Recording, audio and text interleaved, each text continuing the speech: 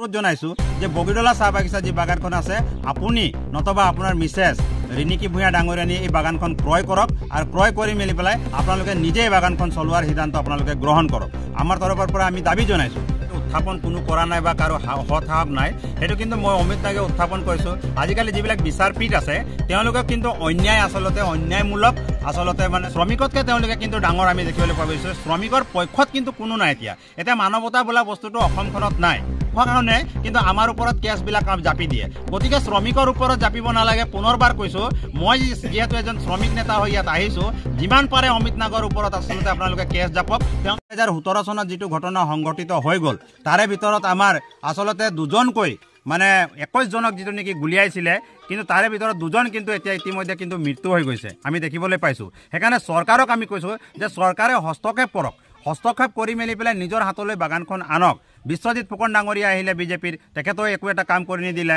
আকৌ অন্যান্য কংগ্ৰেছৰ বৰমূৰীয়াবিলাক আহিলে, তেওঁলোকেও কিন্তু একো এটা কাম কৰি নিদিলে। ইয়াত আজি চাওকচোন চাহ শ্ৰমিকৰ অৱস্থাবিলাক কেনেকৈ আছে। তেওঁলোকৰ খাবলৈ ৰেচন পাতি নাই, তেওঁলোকে হাতীৰ লগত আচলতে বাসস্থান কৰিবলগীয়া হৈছে, ৰাতি তেওঁলোকে উজাগৰে কটাবলগীয়া হৈছে। ইয়াতকৈ আৰু দুখৰ বিষয়ে কেনেকুৱা হ'ব পাৰিব। কিন্তু এতিয়া দেখিব যে যিটো নেকি এতিয়া ইলেকশ্যন আহি আছে, আমাৰ যিটো নেকি পঞ্চায়ত ইলেকশ্যন আহি আছে, সেই পঞ্চায়ত ইলেকশ্যনৰ সময়ত কিন্তু দেখিব এতিয়া কিন্তু ইয়াত জনপ্ৰতিনিধিসকল ভৰ্তি হৈ যাব।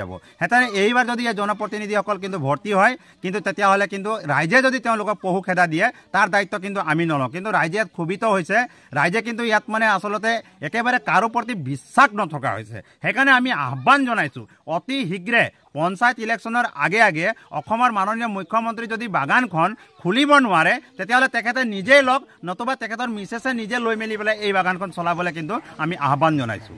আৰু এইখন চাহ বাগিচাত আপোনালোকে জানে যে 2016 চনৰ পৰা যেতিয়া বন্ধ হৈছে তেতিয়াৰ পৰা মই বাগানৰ লগত জড়িত আছোঁ। আৰু এই বাগানৰ মানুহক আচলতে আমি দেখিবলৈ পাইছোঁ যে যিমান চৰকাৰ আহিছে, AGP হওক, BJP হওক, কংগ্ৰেছ হওক, গোটেইখিনি চৰকাৰে আচলতে এই চাহ শ্ৰমিকসকলক আচলতে ঠগ প্ৰবঞ্চনা কৰি আছে আৰু ঠগি আছে, আৰু তেওঁলোকক আচলতে মিছাকৈ আভুৱা ভাৰি আছে। তেওঁলোকৰ মাজত যেতিয়া নেকি নিৰ্বাচন যেতিয়া আহে, নিৰ্বাচন আহিলে তেওঁলোকে ভোট বিচাৰি আহে, আৰু ভোট বিচাৰি আহি মেলি পেলাই তেওঁলোকে কয় যে আপোনালোকক এনৰেগাৰ কাম কৰি দিয়া হ'ব, আপোনালোকৰ আই ঘৰ বনাই দিয়া হ'ব, আপোনালোকক NRLত সংস্থাপন দিয়া হ'ব। কিন্তু ইয়াত আমি আহিবলৈ দেখিবলৈ পাইছোঁ গোটেইখিনি ফাঁকি, ইয়াত কোনো এটা কাম হোৱা নাই। আপোনালোকে নিজে চাওক, ৰাস্তা পদূলিকে ধৰি মেলি পেলাই চাহ বাগিচা আপোনালোকে নিজে নিৰীক্ষণ কৰক, আৰু চাৰিওফালে চাওক, ইয়াত হাতী আৰু মানুহ একেলগে বসবাস কৰিবলগীয়া হৈছে, আৰু বহু কষ্টত আচলতে ইয়াৰ চাহ শ্ৰমিকসকল চলিবলগীয়া হৈছে। বৰ দুখৰ বিষয়। এনেকুৱা আচলতে মই ভাবোঁ যে আমাৰ অসমত যি 850ৰো অধিক বা 1000টা যি চাহ বাগিচা আছে তাৰ ভিতৰত আটাইতকৈ পুতৌ লগা আৰু দুখ লগা কিন্তু আচলতে আমি দেখিবলৈ পাইছোঁ চাহ বাগান আচলতে আমাৰ গোলাঘাট জিলাৰ বগীতলা চাহ বাগান।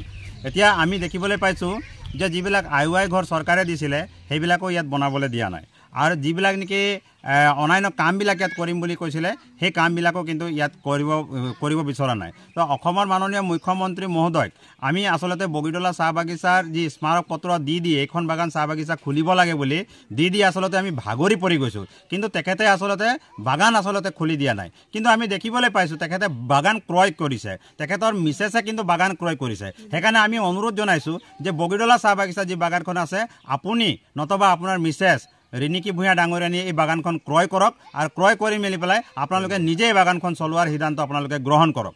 আমাৰ তৰফৰ পৰা আমি দাবী জনাইছোঁ। গতিকে এনেকৈ যদি চাহ শ্ৰমিকক সদায় ঠগি থকা হয়, প্ৰতাৰণা কৰা হয়, ভোটৰ সময়ত মাত্ৰ ভোট ল'বলগীয়া হয়, ইয়াতকৈ আৰু দুখৰ বিষয় হ'ব পাৰে নেকি?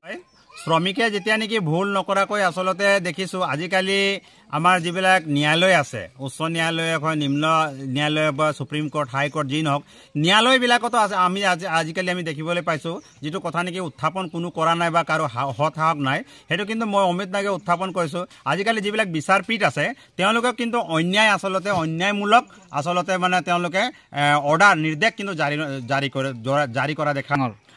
শ্ৰমিকতকৈ তেওঁলোকে কিন্তু ডাঙৰ আমি দেখিবলৈ পোৱা গৈছোঁ। শ্ৰমিকৰ পক্ষত কিন্তু কোনো নাই। এতিয়া মানৱতা বোলা বস্তুটো অসমখনত নাই।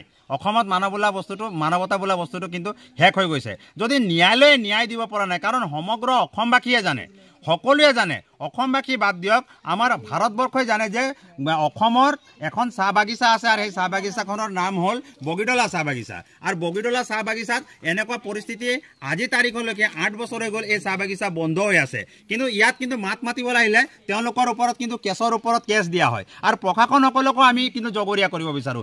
প্ৰশাসনে যেতিয়া নেকি আমি শ্ৰমিকৰ হৈ মাত মাতিবলৈ আহোঁ তেতিয়া কিন্তু প্ৰশাসনে কিন্তু আমাৰ ওপৰত কেছবিলাক জাপি দিয়ে। গতিকে শ্ৰমিকৰ ওপৰত জাপিব নালাগে। পুনৰবাৰ কৈছোঁ, মই যিহেতু এজন শ্ৰমিক নেতা হৈ ইয়াত আহিছোঁ, যিমান পাৰে অমিত নাগৰ ওপৰত আচলতে আপোনালোকে কেছ জাপক। তেওঁলোক নিৰী মানুহ হয়, তেওঁলোকে আচলতে কষ্টৰে ইয়াত বাসস্থান কৰি মেলি পেলাই, দুখ কষ্টৰে খাই মেলি পেলাই আছে। এতিয়া ইয়াত এনেকুৱা পৰিস্থিতি হৈছে, এম্বুলেঞ্চ এখনো কিন্তু এখন চৰকাৰে পঠিয়াব নোৱাৰে। ইয়াত এনেকুৱা দুখ কষ্ট হৈ আছে, হস্পিটেলৰ অৱস্থা আপুনি চাওক একেবাৰে বেয়া। এনেকুৱা দুখ কষ্ট অৱস্থা হৈ আছে যে যিটো নেকি পৰিস্থিতি হৈ আছে, ইয়াত কিন্তু খোৱা খাদ্যৰ অভাৱ চলি আছে। মাত্ৰ এমুঠি খায় আৰু দিনটো ৰাতিটো কিন্তু মানুহ ইয়াত ভোকে লঘোণে থাকিবলগীয়া হৈছে। ক'ৰবাত বাহিৰত গৈ মেলি পেলাই আচলতে আমি দেখিছোঁ যে আমাৰ লোকবিলাকে যিসকল চাহ শ্ৰমিকসকলে আছে, চাহ শ্ৰমিকসকলে কিন্তু বাহিৰত কাম কৰিবলগীয়া হৈছে। কাম পালে তেওঁলোকে খাবলৈ পায়, নহ'লে খাবলৈ নাপায়। আৰু লগতে শিক্ষা খণ্ডৰ যে কথা তেওঁলোকে কৈ আছে, এই শিক্ষাবিলাক আমি দেখিবলৈ পাইছোঁ। ল'ৰা ছোৱালীয়ে যিমান শিক্ষাৰ কথা আচলতে কৈ আছিলে যে চাহ শ্ৰমিকসকলক আচলতে শিক্ষিত কৰিব লাগে, সেইটো কিন্তু আচলতে এটা মিথ্যাচাৰ চৰকাৰৰ। কাৰণ মিথ্যাচাৰ কেলে, ইয়াত যিমান আচলতে ইয়াত চাহ শ্ৰমিকসকলৰ যিসকল সতি সন্তান আছে তেওঁলোকে কিন্তু স্কুলৰ পৰা বঞ্চিত হৈছে নে নাই? সকলোবিলাকতো স্কুল এৰা গৈছে, সকলো